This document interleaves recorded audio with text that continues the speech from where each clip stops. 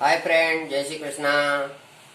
आइए हम आपको आज बताएं सैमसंग कलर टीवी में साउंड का फॉल्ट।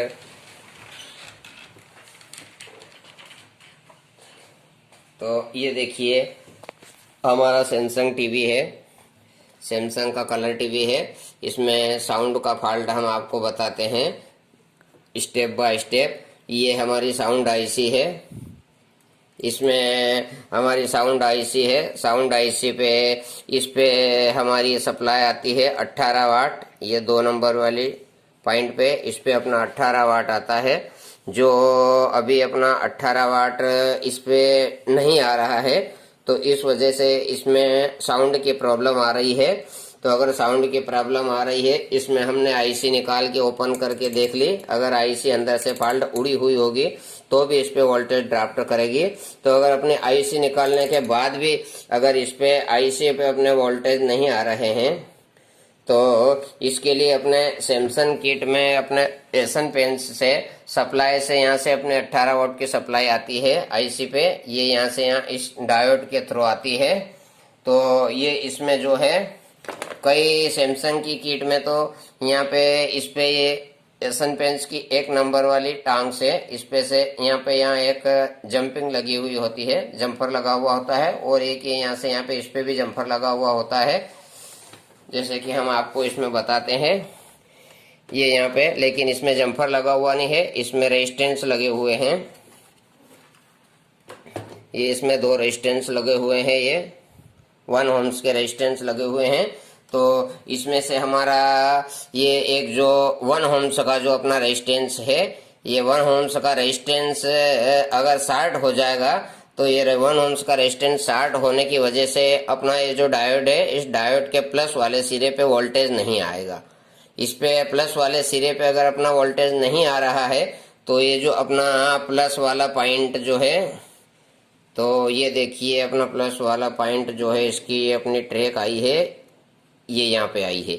और यहाँ से यहाँ एक ये जंपर लगा हुआ है, और जंपर लगने के बाद में इसमें यहाँ से यहाँ एक ये रेजिस्टेंस गया हुआ है। अपने को एक ये रेजिस्टेंस की टांग ओपन करना है। रेजिस्टेंस को ओपन करने के बाद में इस पे वोल्टेज देखना है अपना 18 वोल्ट आ रहे हैं या नहीं। अगर इसको ओपन करने पे 18 वोल्ट आ जाए तो अपना फॉल्ट इधर इस सेक्शन में इधर मिलेगा आपको, क्योंकि वो वोल्टेज अर्थ हो रहा है।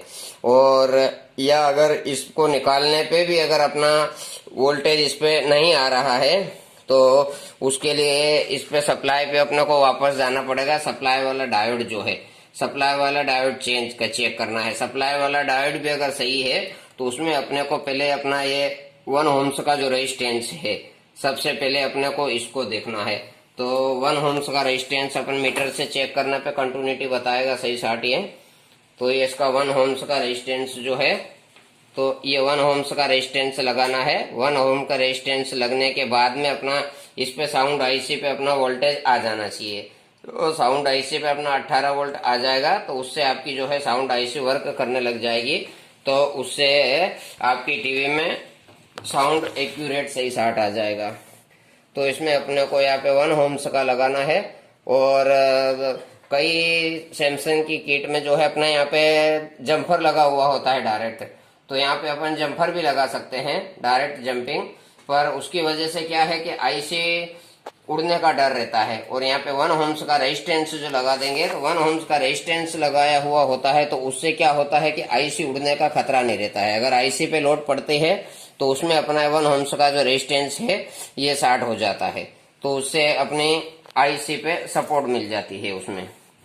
तो ये हमारा आज का साउंड आईसी का साउंड प्रॉब्लम का फॉल्ट था सैमसंग किट में। अगर साउंड की प्रॉब्लम है, अगर साउंड की दिक्कत आ रही है और आपने साउंड के दोनों ट्रांजिस्टर भी चेंज कर दिए हैं, दोनों कंडेंसर भी चेंज कर दिए हैं, और अपने आईसी भी डाल दी है, उसके बाद भी अगर आपको साउंड में अगर दिक्कत आ रही है, फिर भी अगर आपके साउंड के वोल्टेज अगर नहीं आ रहे हैं, तो वो साउंड के वोल्टेज अपने यहाँ से निकलेंगे एशियन पेंट्स की सेकेंडरी तरफ से। अपने 1 नंबर वाली जो ये अपनी पिन है, इससे यहाँ पे जो जंपर लगा हुआ है, ये जंपर लगने के बाद में ये जंपर लगा हुआ है। ये जंपर अपना जो है डायोड के माइनस पे लगा हुआ है, जहाँ पे अपने को वोल्टेज नहीं बताता है। माइनस पे भी वोल्टेज नहीं आता है, यहाँ पे भी वोल्टेज नहीं आता है।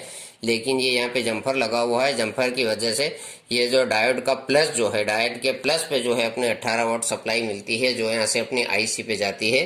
तो ये यहाँ से डायोड से प्लस की 18 वोल्ट की सप्लाई पे अपने जो भी पार्ट्स लगे हुए हैं, जैसे एक ये कंडेंसर अपना लगा हुआ है, इस पे ये यहाँ पे एक रेजिस्टेंस लगा हुआ है, यहाँ पे एक कंडेंसर लगा हुआ है, यहाँ पे 2 ट्रांजिस्टर लगे हुए हैं। इन पुर्जे को अपने को सबसे पहले चेक करना है, और ये अगर एक्यूरेट सही शार्ट है तो उसके बाद में अपने को साउंड आईसी चेक करना है। उसके पहले अपने को इसके वोल्टेज चेक कर लेना है। तो कैसा लगा आपको हमारा वीडियो? हमारे चैनल को सब्सक्राइब जरूर करना, और अगर वीडियो पसंद आई हो तो हमारी वीडियो को लाइक ज़रूर करना।